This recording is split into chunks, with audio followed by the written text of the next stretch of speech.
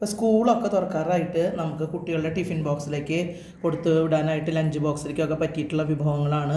അതിലേറ്റവും നല്ലൊരു ടേസ്റ്റി ആയിട്ടുള്ള ഒരു ഐറ്റമാണ് നമ്മുടെ എഗ് റൈസ്. കുട്ടികളൊക്കെ എന്തായാലും ഇത് കഴിക്കും, ഒറ്റ തരി പോലെ ഒരു ബാക്കി വയ്ക്കാതെ കഴിക്കും. അപ്പോൾ ആ എഗ് റൈസ് വളരെ ഈസി ആയിട്ട് നമുക്ക് എങ്ങനെ തയ്യാറാക്കാം അതിൻ്റെ റെസിപ്പിയിലോട്ടാണ് നമ്മളിപ്പോൾ കടക്കുന്നത്. എല്ലാവർക്കും ഞങ്ങളുടെ ചാനലിലേക്ക് സ്വാഗതം. അപ്പോൾ നമുക്ക് എഗ് റൈസ് ഉണ്ടാക്കാനായിട്ട് ഞാനിവിടെ ബസ്മതിയുടെ ക്ലാസിക് എന്ന് പറഞ്ഞ റൈസാണ് എടുത്തിരിക്കുന്നത് കേട്ടോ. അതൊരു 3.5 കപ്പാണ് എടുത്തിരിക്കുന്നത്. നല്ല പോലെ കഴുകി വാര വെച്ചിട്ടുള്ള അരിയാണിത്. ഇനി നമുക്കിത് നമ്മൾ വറ്റിച്ചെടുക്കല്ല ചെയ്യണേ, വേവിച്ച് ഊറ്റിയെടുക്കുകയാണ് ചെയ്യണേ. അപ്പോൾ അതിനായിട്ട് ഇപ്പോൾ ഒരു വലിയ പാത്രത്തിൽ ഞാൻ കുറച്ചധികം വെള്ളം വെച്ചിട്ടുണ്ട്. ഈ വെള്ളം നന്നായി തിളയ്ക്കാറായി വന്നിട്ടുണ്ട്. ഇതിലേക്ക് ഞാനൊരു 2 ബേ ലീഫ്, അത് 2 കഷ്ണങ്ങളാക്കിയതാണ്. അതുപോലെ ഒരു 4 കരയാമ്പൂവ്, ഒരു 4 ഏലക്ക, അതുപോലെ ഒരു 4 കഷ്ണം പട്ട, ഇതൊക്കെ നല്ല പോലെ ഇട്ട് കൊടുത്തിട്ടുണ്ട്. ഇതിൻ്റെ നല്ലൊരു ഫ്ലേവർ ഇറങ്ങി വരാൻ വേണ്ടിയിട്ടാണ് നമ്മുടെ റൈസിലേക്ക്. ഇനി ഇതിലേക്ക് ഞാൻ ഒഴിച്ച് കൊടുക്കാൻ പോകുന്നത് 1 ടേബിൾ സ്പൂൺ ഓയിലാണ്. സൺഫ്ലവർ ഓയിലാണ് ഞാനിപ്പോൾ ഒഴിച്ച് കൊടുത്തിരിക്കുന്നത്. അത് നമ്മുടെ അരി പരസ്പരം ഒട്ടിപ്പിടിക്കാതിരിക്കാനാണ് ഞാൻ ഇട്ട് കൊടുത്തിരിക്കുന്നത്. അതുപോലെ ഞാനിതിലേക്ക് ആവശ്യത്തിനുള്ള ഉപ്പ്, വെള്ളത്തിൽ അല്പം മുന്നിട്ട് നിൽക്കണം ഉപ്പ് കേട്ടോ. അപ്പം അതിന് വേണ്ടിയിട്ടാണ് ഞാൻ ഉപ്പ് ഇട്ട് കൊടുത്തിരിക്കുന്നത്. ഇനി ഇതിലേക്ക് നന്നായി തിളച്ചു തുടങ്ങിയിട്ടുണ്ട്. അപ്പം നമ്മളിതിലേക്ക് ഈ അരി ചേർത്ത് കൊടുക്കുകയാണ്. പെട്ടെന്ന് തന്നെ വേവും, ബിരിയാണി അരിയാണല്ലോ. അപ്പം അരി ഞാനിതിലേക്ക് ഇട്ട് കൊടുക്കുകയാണ്.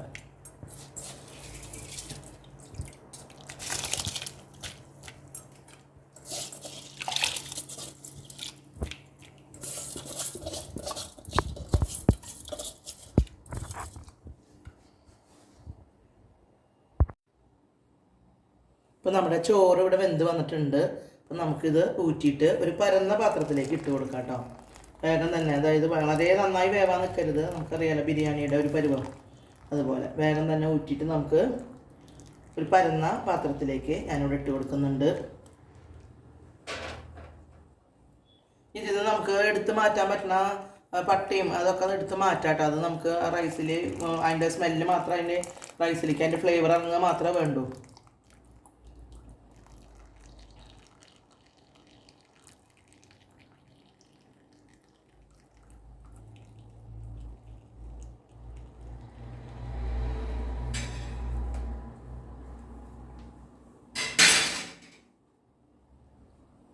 ഈ റൈസിലേക്ക് നമുക്ക് കുറേശ്ശെ ചെറുനാരങ്ങ നീരൊന്ന് നേരിയൊരു പുളി കിട്ടാൻ വേണ്ടി നമുക്കിതിൽ ചേർത്ത് കൊടുക്കാം.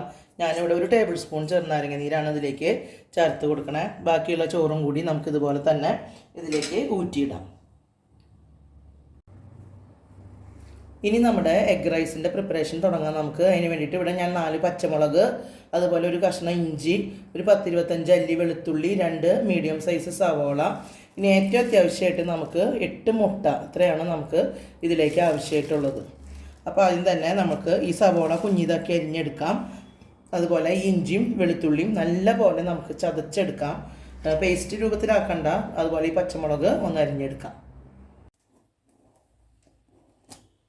ഇപ്പം നമ്മൾ ഒരു കടായിലേക്ക് 4 ടേബിൾ സ്പൂൺ സൺഫ്ലവർ ഓയിലാണ് ചേർത്ത് കൊടുത്തിരിക്കുന്നത്. ഒരു 1/2 ടീസ്പൂൺ നെയ്യും കൂടെ ഞാനതിലേക്ക് ചേർത്ത് കൊടുക്കുകയാണ്. നല്ലൊരു ഫ്ലേവർ ഉണ്ടാവാൻ വേണ്ടിയിട്ടാണ്. ഈ എണ്ണ നല്ല പോലെ ഒന്ന് ചൂടായിട്ടുണ്ട്. അതിലേക്ക് നമ്മൾ ആദ്യം തന്നെ നമ്മൾ ചതച്ച് വെച്ചിരിക്കുന്ന വെളുത്തുള്ളി ഉണ്ടല്ലോ, വെളുത്തുള്ളി ഇതിലേക്ക് ഇട്ട് കൊടുക്കുകയാണ്. അതോടൊപ്പം തന്നെ ചതച്ച് വെച്ചിരിക്കുന്ന ഇഞ്ചി, പച്ചമുളക്,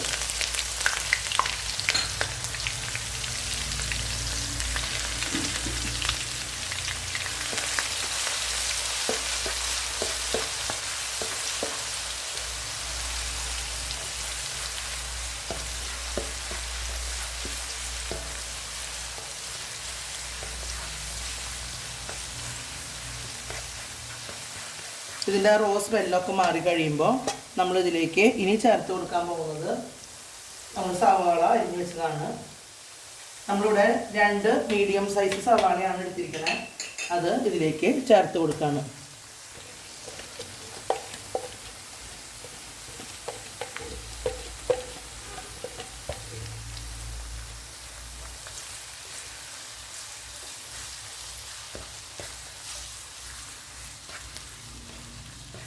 ഈ സവാള ബ്രൗൺ കളറൊന്നും ആവണ്ട, നല്ല പോലെ ഒന്ന് ട്രാൻസ്പാരൻ്റ് ആയിട്ട് വന്നാൽ മതി.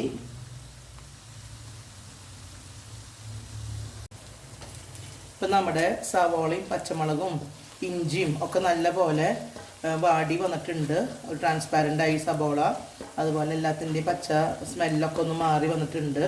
ഇനി ഇതിലേക്ക് നമ്മൾ ചേർത്ത് കൊടുക്കുന്നത് 1 ടീസ്പൂൺ മല്ലിപ്പൊടിയാണ്. പിന്നെ 1 ടീസ്പൂൺ മുളക് പൊടി. ഇത് കാശ്മീരി ചില്ലിയാണ് കേട്ടോ. 1 ടീസ്പൂണാണ് ഞാൻ ഇട്ട് കൊടുക്കണേ. ഇനി ഒരു 1/2 ടീസ്പൂൺ മഞ്ഞൾപ്പൊടി.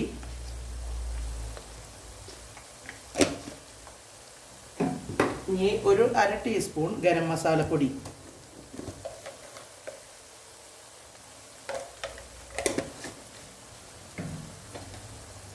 ഇത് നല്ലപോലെ നമുക്കൊന്ന് മിക്സ് ചെയ്ത് കൊടുക്കാം.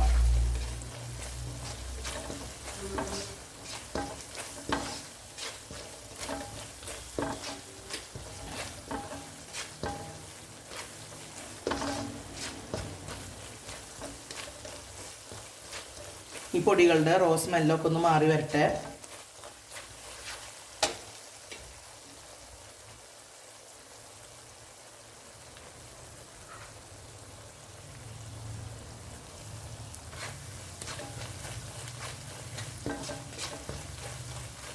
ഇനി ഇതിലേക്ക് നമ്മൾ ചേർത്ത് കൊടുക്കുന്നത് ഒരു മീഡിയം സൈസ് വലിയ തക്കാളിയാണ്.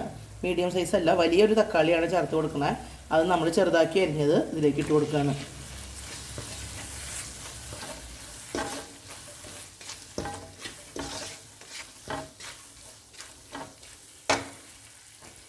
ഈ തക്കാളി നല്ല പോലെ ഒന്ന് വെന്ത് വരണം.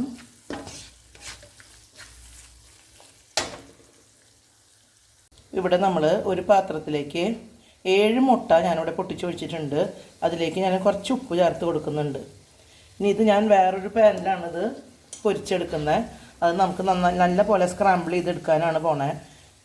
അപ്പോൾ അതിന് വേണ്ടിയിട്ട് ഞാനിവിടെ ഒരു കടായി ഗ്യാസ് സ്റ്റൗവിൽ വെച്ചിട്ടുണ്ട്. അതിലേക്ക് അല്പം ഓയിൽ ചേർത്ത് കൊടുക്കുന്നുണ്ട്. വളരെ കുറച്ച് ഓയിൽ മാത്രം മതി.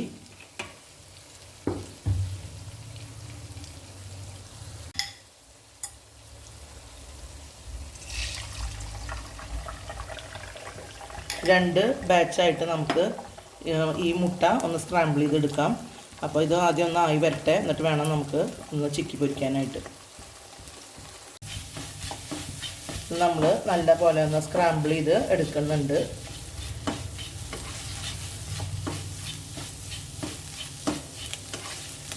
ഇപ്പോൾ നമ്മുടെ ഫസ്റ്റ് ബാച്ച് മുട്ട ഇവിടെ റെഡി ആയിട്ടുണ്ട്. ഇനി അടുത്തതും അതുപോലെ തന്നെ നമുക്ക് സ്ക്രാമ്പിൾ ചെയ്തെടുക്കാം. ഇപ്പോൾ നമ്മുടെ മസാലയൊക്കെ നല്ല പോലെ മൂത്ത് വന്നിട്ടുണ്ട്. ഈ സമയത്ത് നമുക്കിതിലേക്ക് നമ്മൾ വേവിച്ച് ഊറ്റി വെച്ചിരിക്കുന്ന ചോറ് നമ്മളിതിലേക്ക് ചേർത്ത് കൊടുക്കുകയാണ്.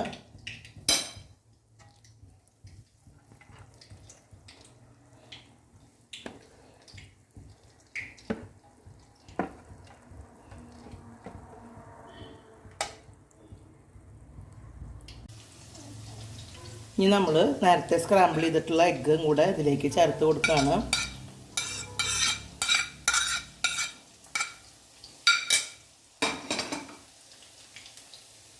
ഇനി നമ്മൾ ഇതിലേക്ക് അല്പം മല്ലിയില,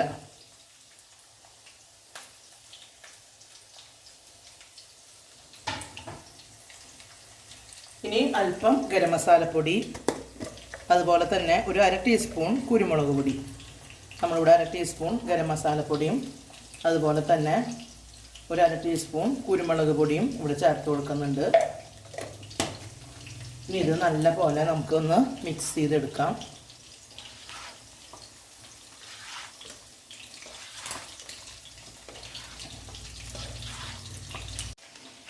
ഇപ്പം നമ്മുടെ സൂപ്പർ ടേസ്റ്റി ആയിട്ടുള്ള നമ്മുടെ എഗ് റൈസ് ഇവിടെ റെഡി ആയിട്ടുണ്ട്.